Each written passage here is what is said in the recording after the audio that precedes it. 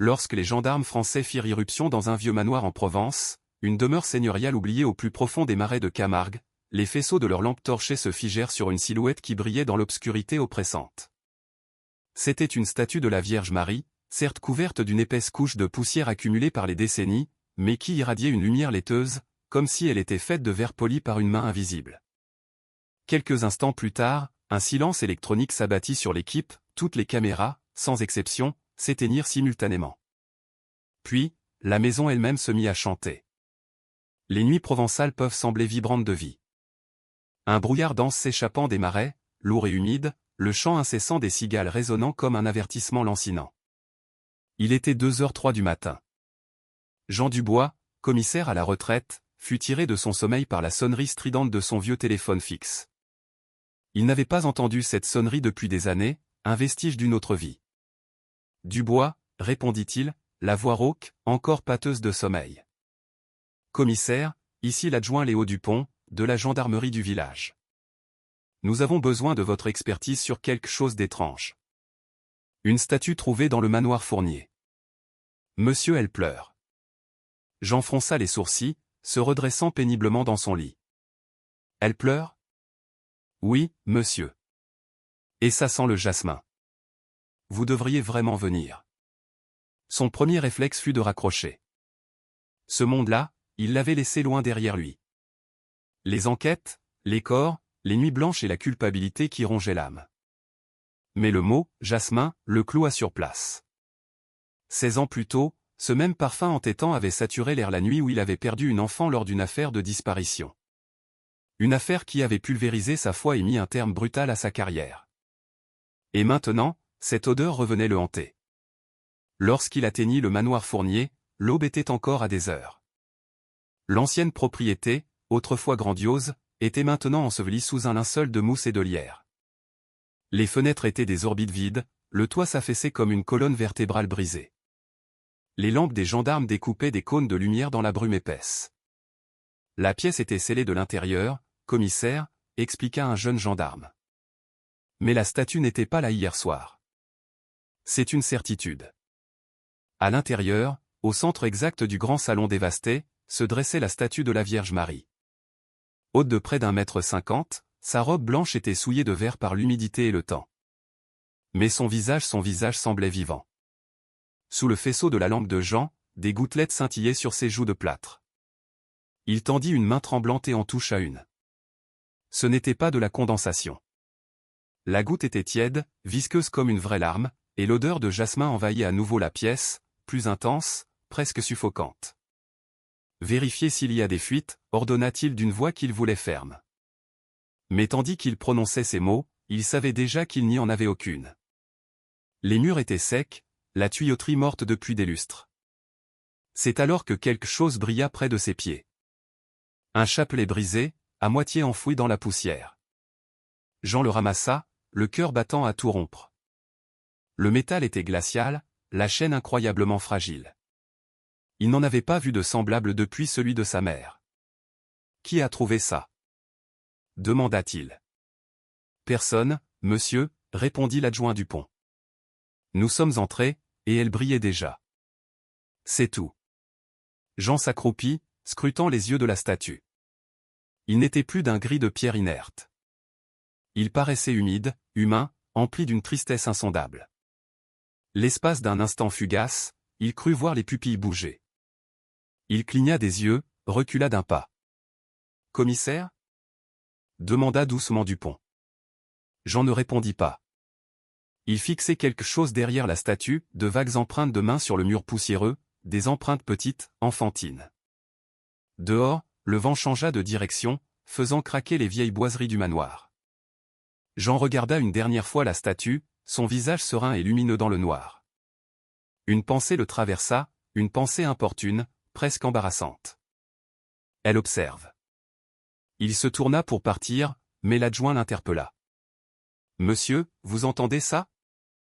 Faible, résonnant à travers les couloirs vides, s'élevait le son d'une voix de femme. Elle chantait doucement, d'une voix basse, en latin. Un Ave Maria. Et à chaque note, le parfum de jasmin devenait plus puissant. Au matin, la nouvelle s'était déjà répandue comme une traînée de poudre. Des voisins jurèrent avoir vu le manoir luire avant l'aube, une douce lumière filtrant des fenêtres brisées, comme des bougies vacillantes. Jean Dubois se tenait à l'extérieur du périmètre de sécurité, un café à la main, contemplant ce lieu qui refusait de mourir. Le manoir Fournier était abandonné depuis la grande inondation, lorsque son propriétaire, le père Pierre Fournier, avait disparu en même temps qu'une petite fille dont il avait la charge. Certains disaient que le lieu était maudit, d'autres qu'il était saint. Mais pour Jean, ce n'était qu'une énigme de plus qu'il ne voulait pas résoudre. À l'intérieur, Chloé Moreau, la technicienne de l'identité judiciaire, travaillait en silence avec son scanner. Aucune fuite, aucun câblage, aucune source de chaleur, dit-elle, l'air perplexe. Mais les larmes sur la statue, elles sont humaines. Groupe AB. Jean fronça les sourcils. Impossible. Chloé haussa les épaules. C'est ce que la science dit aussi. Il s'adossa au mur, les yeux suivant les faibles empreintes de mains qu'il avait vues plus tôt. Elle menait le long d'un couloir étroit vers une porte en bois fermée à clé. « Ouvrez-la » ordonna-t-il. Les gonds grincèrent, un nuage de poussière s'échappa. À l'intérieur se trouvait une petite chapelle, une salle de prière oubliée. Des bougies avaient fondu jusqu'à leur base, des fleurs étaient mortes depuis longtemps, et sur le mur du fond, une photo dans un cadre en verre fissuré. Le père Fournier souriant à côté d'une petite fille tenant un chapelet. Jean s'approcha. « Qui est-ce » Chloé vérifia l'étiquette au dos. Manon, daté d'avril 2006. Le souffle de Jean se coupa. C'était le jour même où la fillette de son ancienne affaire avait disparu. L'affaire qui avait brisé sa foi. Un frisson glacial lui parcourut l'échine. Il se retourna vers le salon et se figea. Le visage de la statue avait changé. Ses yeux ne pleuraient plus.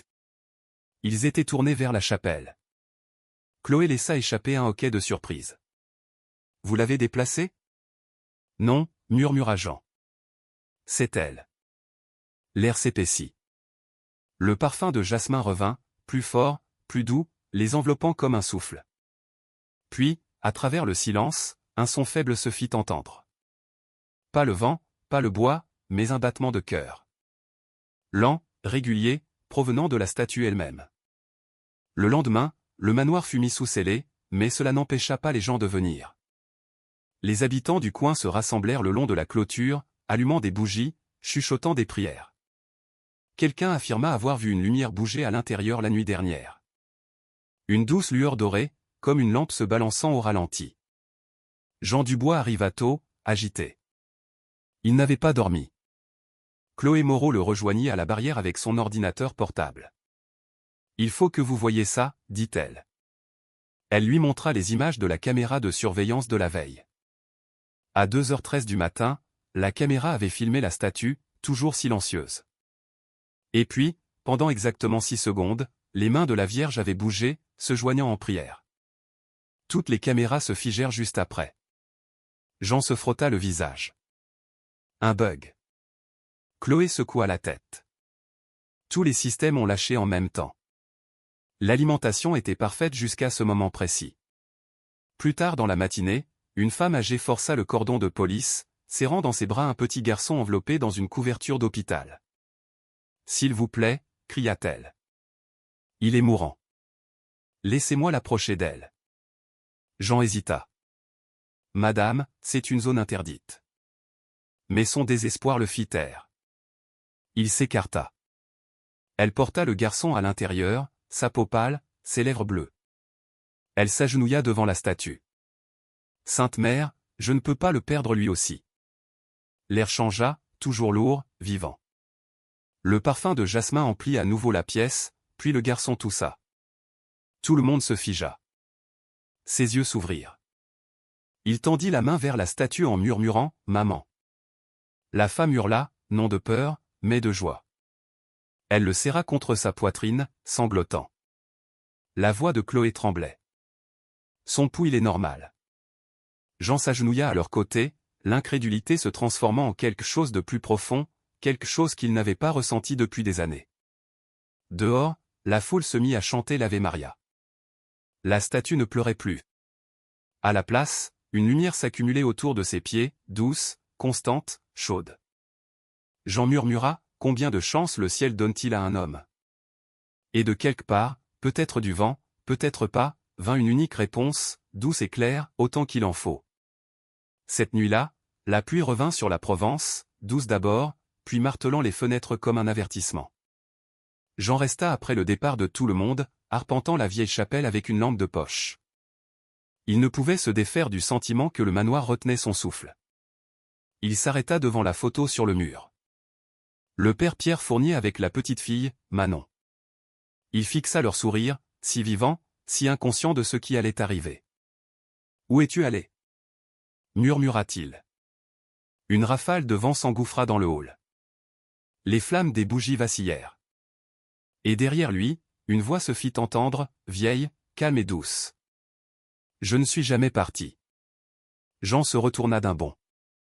Un homme se tenait dans l'embrasure de la porte, trempé par la pluie, vêtu d'une soutane noire en lambeaux et d'une croix en bois. Il avait l'air frêle, pâle, mais ses yeux, brillants, fixes, portaient le poids de l'éternité. « Père Fournier. » Le prêtre hocha la tête. « Vous l'avez vu, n'est-ce pas » Jean se figea. « Vous ne pouvez pas être ici. Vous êtes mort il y a 16 ans. » Fournier sourit faiblement. « Alors disons que c'est une visite. » Il marcha lentement vers la statue, posant une main tremblante sur sa base. « Elle a pleuré une fois auparavant, dit-il doucement. Pendant l'inondation de 2006. Manon et moi étions piégés ici quand les eaux sont montées. Elle a prié la Vierge de nous sauver. Je me suis joint à elle, et l'eau a cessé de monter. » Jean déglutit difficilement. « Et la fille ? » Elle a disparu cette nuit-là, murmura Fournier. La maison s'est effondrée, mais la statue avait disparu. J'ai pensé qu'elle avait emmené l'enfant en sécurité. Je ne me suis réveillé que ce soir. Un éclair illumina la fenêtre.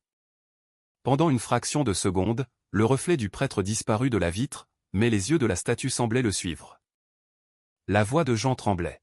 « Que êtes-vous » Fournier sourit doucement. « Juste un rappel que la miséricorde ne meurt jamais. » Puis il se tourna vers la porte, sa soutane dégoulinant sur le plancher. « Trouvez la fille, commissaire, dit-il doucement. Elle attend. » Et avec l'éclair suivant, il avait disparu. Le lendemain matin, Jean retourna au manoir avec Chloé. L'orage était passé, laissant tout luisant et propre. L'air semblait plus léger, comme si la maison elle-même avait expiré. Le dossier du père Fournier ne mentionnait aucun corps, dit Chloé en consultant sa tablette. Seulement qu'il a disparu pendant l'inondation. Jean ne répondit pas. Il fixait la base de la statue. Quelque chose de métallique brillait sous la plateforme de marbre. Ils firent levier sur la pierre. En dessous se trouvait une boîte en métal rouillé, scellée à la cire et marquée d'une croix. À l'intérieur reposait une étole de prêtre, un petit chapelet et un journal relié en cuir. La première page disait « Si cette maison respire à nouveau, sachez qu'elle est revenue. Ces larmes ne sont pas de chagrin, mais de miséricorde. » Père Pierre Fournier, avril 2006. Jean tourna la page. L'écriture devenait tremblante. J'ai vu les eaux monter et la foi se noyer avec elle. Mais elle est apparue dans la lumière, tenant l'enfant. La Vierge a dit que le manoir resterait silencieux jusqu'au retour de l'homme qui a perdu la foi. Alors elle pleurera non pour la mort, mais pour la guérison. Chloé leva lentement les yeux. Commissaire, il parle de vous. Jean secoua la tête. Non, c'est impossible. Mais au fond de lui, il savait. Chaque mot correspondait au décombre de sa propre âme. Il tourna à la dernière entrée. Quand il viendra, il portera une culpabilité plus lourde que la tempête. Dites-lui que le ciel n'est jamais parti. C'est lui qui est parti. La pièce devint silencieuse. Dehors, le son des cloches d'une église résonna faiblement à travers le marais, bien qu'il n'y en eût aucune à des kilomètres à la ronde. Jean ferma le journal, le serrant comme une preuve venue du ciel lui-même. Chloé murmura, et maintenant ? Il regarda vers la statue, ses yeux de marbre brillant à nouveau. Maintenant, dit-il doucement, je vais découvrir ce qu'elle essaie de guérir. Ce soir-là, le ciel au-dessus de la Provence redevint noir. Le tonnerre gronda bas sur le marais, et le vieux manoir gémit sous le vent. Jean était assis dans sa voiture, fixant le journal sur le siège passager. chaque mot brûlait dans son esprit. Le ciel n'est jamais parti. C'est lui qui est parti. La pluie commença à tomber, tapotant doucement contre le pare-brise, puis plus fort, comme des poings exigeants d'entrer. Il aurait dû rentrer chez lui. Mais quelque chose, peut-être la foi, peut-être la folie, le ramena à l'intérieur. Le manoir était sombre. Seule la statue brillait faiblement dans un coin, la lumière chatoyant sur son visage comme si elle était vivante. L'air sentait la pluie et le jasmin. Jean posa le journal à côté d'elle. « Vous vouliez que je vienne. »« Je suis là, dit-il doucement. »« Qu'est-ce que vous attendez de moi ?» Le tonnerre craqua et à travers lui, il entendit une voix douce, féminine, familière. « N'aie pas peur. » Il se figea. « Qui est là ?» Pas de réponse, seulement l'écho de son propre cœur et le vent murmurant à travers les vitres brisées. Puis un autre son, faible mais clair. Le rire d'un enfant descendant le couloir. Jean attrapa sa lampe et suivit le son. Le faisceau dansa sur le papier peint qui se décollait et les taches d'humidité jusqu'à ce qu'il heurte quelque chose de petit. L'empreinte d'un enfant brillant faiblement sur le plancher poussiéreux. Il les suivit jusqu'à la chapelle. Un éclair illumina l'extérieur et pendant une fraction de seconde, il vit une petite fille debout à côté de l'autel, robe blanche, cheveux mouillés, tenant un chapelet. Manon. Il s'approcha. « C'est toi. » Elle sourit doucement.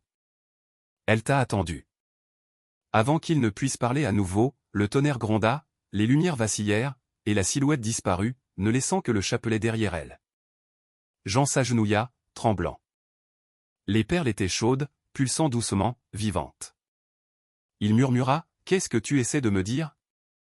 Et au moment où il le dit, chaque bougie du manoir s'alluma en même temps, un millier de petites flammes jaillissant à la vie. La maison ne mourait plus. Elle était réveillée. Au lever du soleil, la rumeur des lumières à l'intérieur du manoir s'était répandue dans toute la région. Certains criaient au canular. D'autres chuchotaient au miracle. Et au milieu de cette controverse arriva Sandrine Leroux, la journaliste qui s'était moquée de l'histoire 2 semaines plus tôt. Elle sortit de son SUV gris avec une équipe de tournage, arborant ce même air dont Jean se souvenait, vif, sceptique, intrépide. « Commissaire Dubois, lança-t-elle, prêt pour votre gros plan ?» Il ne releva pas. « Vous ne trouverez pas d'histoire ici, Madame Leroux. Seulement la paix. » Elle eut un sourire narquois. La paix ne fait pas vendre. Mais pendant qu'elle parlait, son caméraman pointa du doigt la maison. « Madame, est-ce que ces bougies bougent ?» À travers les fenêtres fissurées, les flammes à l'intérieur vacillèrent toutes en même temps, comme si elles répondaient au son de sa voix. Sandrine hésita. Coïncidence ? Ils s'installèrent à l'intérieur de la chapelle. Sandrine filma des plans larges, des plans de coupe, des interviews. Jean observait du fond, silencieux, les bras croisés. « Commissaire, demanda-t-elle, pourquoi protéger quelque chose que la science ne peut pas confirmer ?» Il répondit simplement, « Parce que tout ce qui est vrai ne rentre pas dans un rapport. » Elle leva les yeux au ciel. « On dirait tous les prêcheurs que j'ai jamais », ses mots se figèrent. Sa caméra, qui tournait toujours, avait capturé quelque chose derrière la statue. Un faible reflet du visage d'un enfant dans le cadre en verre de la photo du père Fournier. Sandrine se tourna pour regarder. Rien. Mais quand elle repassa la séquence, le visage apparut à nouveau, les yeux ouverts cette fois. Sa voix baissa. « C'est la fille disparue, n'est-ce pas ?» Jean hocha la tête. « Manon. » L'air s'alourdit. La statue commença à briller. D'un or pâle, doux comme un lever de soleil. Sandrine baissa sa caméra. « Ce n'est pas un trucage. » À moins que le ciel n'ait appris la cinématographie, murmura Jean. La lueur se répandit dans la pièce, touchant chaque mur. Les yeux de Sandrine s'emplirent de larmes. « Pourquoi moi ?» Jean la regarda doucement.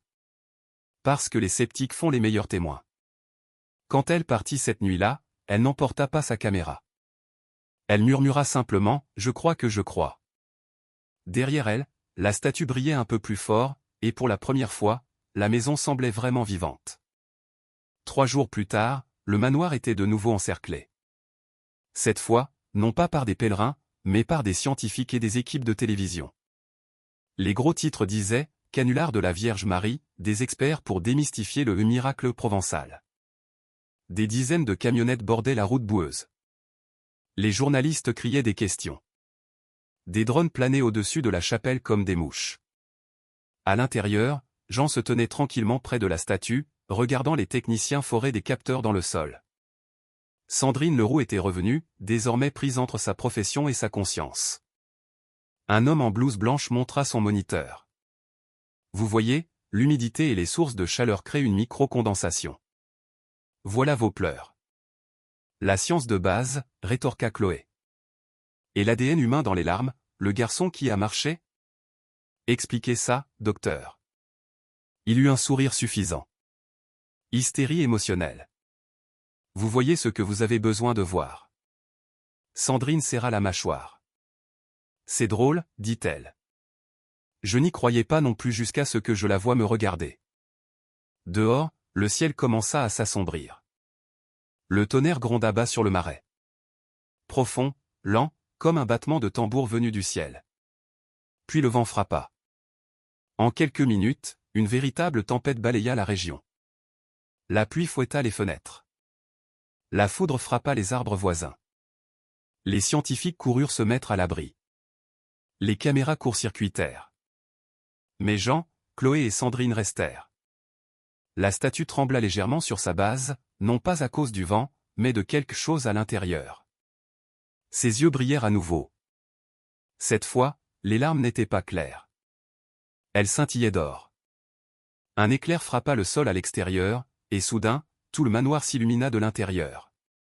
Chaque bougie, chaque ampoule, chaque fenêtre brillant en même temps. Sandrine haleta, la main sur la bouche. Le courant est coupé. Comment est-ce possible? Jean murmura, peut-être que ce n'est pas de l'électricité. La pluie cessa aussi vite qu'elle avait commencé. Quand ils sortirent, le sol autour de la maison était sec, intact.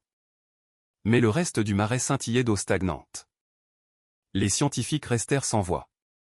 Les caméras étaient mortes. Et dans ce silence parfait, le clocher, muet depuis des décennies, sonna 3 fois. Sandrine regarda Jean, les yeux humides. Ils appelleront encore ça une coïncidence. Il sourit doucement. Ce n'est pas grave. Le ciel n'a pas besoin de gros titres. Le lendemain matin, le diocèse de Rouen annonça une enquête officielle. Pas de caméra cette fois, pas de journalistes, juste une petite équipe, un théologien, un chimiste et un prêtre connu pour son scepticisme calme, le père Georges Delacroix. Il arriva en noir uni, son attitude calme, analytique. Commissaire Dubois, dit-il avec un léger sourire. J'entends dire que cette maison a une certaine réputation. Jean hocha la tête. Ça dépend à qui vous demandez, mon père. Pour certains, elle est hantée. Pour d'autres, elle est sainte. Le père Delacroix examina la statue pendant des heures. Il préleva des échantillons, effectua des scans thermiques, mesura chaque température de surface. Chaque fois, le même résultat, aucune explication. Ce soir-là, il demanda quelque chose de simple. Une messe privée. Pas de journaliste, pas de lumière, juste la prière. Quand le crépuscule tomba, le manoir devint silencieux. La pluie s'égouttait doucement à travers les fissures du toit. Des bougies vacillaient autour de la statue alors que le père Delacroix commençait la liturgie. Jean, Chloé et Sandrine étaient agenouillés derrière lui. Au moment de la consécration, un éclair illumina l'extérieur, et chaque bougie s'éteignit, plongeant la pièce dans l'obscurité totale. Puis une seule lumière jaillit sur l'autel, ni feu, ni électricité. Elle était dorée, vivante, brillant depuis le calice dans les mains du prêtre. Le père Delacroix tremblait, murmurant « Mon Dieu ». Des larmes coulaient sur son visage. Pardonnez mon doute. Jean l'aida à stabiliser la coupe. Que s'est-il passé, mon père? Il regarda Jean avec un sourire tranquille. Je suis venu ici chercher des preuves. Au lieu de cela, j'ai trouvé une présence. Le lendemain, son rapport fut bref, aucune trace de fraude, aucune cause naturelle. Phénomène reste inexpliqué. Mais dans ses notes personnelles, il écrivit une seule ligne, là où la science s'est arrêtée, la paix a commencé. En quelques semaines, les foules avaient disparu. Mais les miracles ne s'arrêtèrent pas. Un enfant atteint de leucémie laissa un bracelet d'hôpital sur l'autel, et des semaines plus tard, les médecins parlèrent de rémission. Un vétéran souffrant de cauchemars dormit paisiblement après y avoir prié, et Jean Dubois dormit enfin sans culpabilité. Les semaines passèrent. Les foules s'estompèrent. Le manoir était de nouveau silencieux. Une chapelle où seuls les fidèles venaient encore prier. Jean Dubois cessa de porter son ancien insigne de commissaire. À la place, il portait le chapelet qu'il avait trouvé sous la statue, celui qui semblait pulser de chaleur chaque fois qu'il le tenait. Sa femme, Monique, s'était presque complètement remise. Les médecins appelaient ça une rémission spontanée. Jean appelait ça la miséricorde. Un soir, alors qu'il rentrait chez lui par une petite route de campagne, l'air devint lourd de pluie. Un éclair zébra le ciel au-dessus du marais et une chanson passa à la radio. Douce, faible, la même mélodie qu'il avait entendue dans le manoir. Un Ave Maria chanté par un enfant. Il sourit, murmurant « Tu veilles toujours sur moi, Manon ?» Une seconde plus tard, des phares apparurent dans sa voie. Un camion fit une embardée, les pneus crissant. Puis l'impact. Lorsque les ambulanciers arrivèrent, ils trouvèrent sa voiture écrasée contre une glissière de sécurité. Le volant tordu, le pare-brise en éclats. Mais Jean n'était pas mort. Il tenait le chapelet. Il s'était enroulé si étroitement autour de sa main que les maillons de métal s'enfonçaient dans sa peau. Et un ambulancier jura plus tard avoir vu une faible lueur autour de lui, dorée comme la lumière d'une bougie. À l'hôpital Notre-Dame-du-Lac, Monique priait à son chevet, égrenant chaque perle du chapelet. Les médecins disaient que le traumatisme était grave. Il pourrait ne pas se réveiller, lui dit l'un d'eux. Elle répondit simplement, alors je continuerai à prier jusqu'à ce qu'il le fasse. 3 jours plus tard, dans le calme de la nuit à l'hôpital, Jean ouvrit les yeux. Une douce lumière emplissait la pièce, ne provenant pas des lampes, mais de la petite statue de la Vierge Marie sur la table de chevet. Et debout à côté, une jeune fille en blanc, souriant doucement. « Manon » murmura-t-il. Elle hocha la tête. « Vous avez écouté, monsieur Dubois.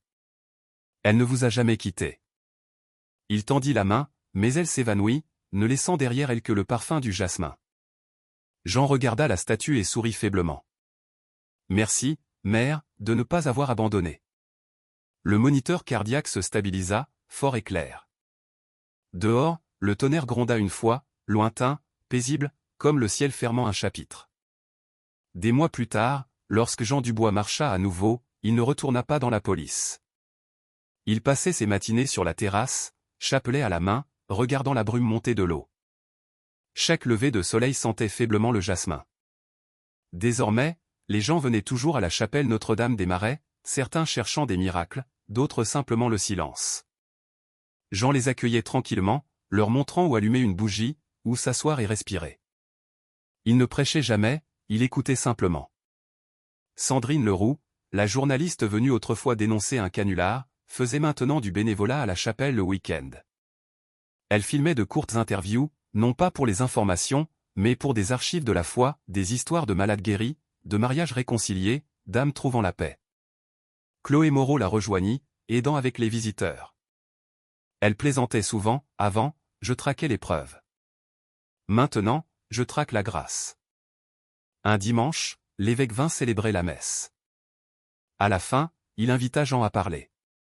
Le vieil enquêteur hésita, puis s'avança. Il dit simplement, « J'ai passé la majeure partie de ma vie à chercher des preuves. Maintenant, je comprends que la foi n'est pas une preuve. C'est la confiance en ce que la preuve ne peut pas toucher. » La congrégation devint silencieuse. Même Sandrine baissa sa caméra, les larmes aux yeux. « La Vierge n'est pas venue ici pour la gloire, » continua Jean. « Elle est venue pour des gens comme nous, les brisés, les sceptiques, les fatigués. Et elle nous a rappelé que le ciel n'est jamais parti. C'est nous qui sommes partis. » Après la messe, les gens restèrent, agenouillés en prière. Jean sortit, Monique à ses côtés, main dans la main. La cloche au-dessus de la chapelle sonna une fois, bien que personne n'ait tiré la corde. Ils sourirent tous les deux. Le vent transporta à nouveau le parfum du jasmin à travers le marais, et dans la lumière déclinante du soleil, la statue à l'intérieur de la chapelle scintillait doucement. Pas de manière vive ou spectaculaire, juste assez pour leur faire savoir qu'elle était toujours là. Une année entière s'était écoulée depuis la nuit où la Vierge avait pleuré dans le manoir Fournier. La maison ne gémissait plus sous le vent. Elle était devenue une chapelle, petite, simple, paisible, un lieu où les étrangers arrivaient et repartaient en famille. Chaque mur portait désormais le doux parfum du jasmin. Et chaque soir, lorsque la lumière frappait le vitrail juste comme il fallait, les yeux de la Vierge semblaient briller d'une joie tranquille. À l'anniversaire du premier miracle, Jean Dubois revint seul. Il descendit lentement l'allée, sa canne tapotant doucement contre le vieux plancher. À l'autel, il déposa son chapelet, le même qui s'était enroulé autour de sa main dans l'accident, sous la statue. Il murmura « Merci pour elle, pour eux tous, de m'avoir ramené à la maison. » Alors qu'il se tournait pour partir, une seule bougie derrière lui vacilla et s'alluma. Puis une autre, et encore une autre. En quelques secondes, chaque bougie de la chapelle brûlait, bien que personne d'autre ne soit là. La cloche au-dessus du toit se mit à sonner d'elle-même, 12 l'encarillon. Jean s'arrêta, les larmes aux yeux. Il ne se retourna pas. Il n'en avait pas besoin. Il savait exactement qui lui disait au revoir. Ou peut-être, à bientôt. Dehors, le marais était calme. L'eau reflétait parfaitement la chapelle, à l'exception d'un détail. Dans le reflet, une femme en bleu se tenait à la porte, souriant. Quand le vent fit onduler l'eau, elle disparut, ne laissant que le parfum du jasmin flottant dans l'air. Jean sourit, murmurant au silence, elle est toujours là. Et quelque part au loin, une voix d'enfant répondit doucement, toujours. Parce que les miracles ne finissent jamais. Ils se déplacent simplement des lieux aux personnes. Si cette histoire a touché votre cœur, veuillez prendre un moment pour aimer cette vidéo, la partager avec quelqu'un qui a besoin d'espoir, et vous abonner à Touché par la grâce. Chaque histoire ici est un rappel que le ciel marche encore parmi nous.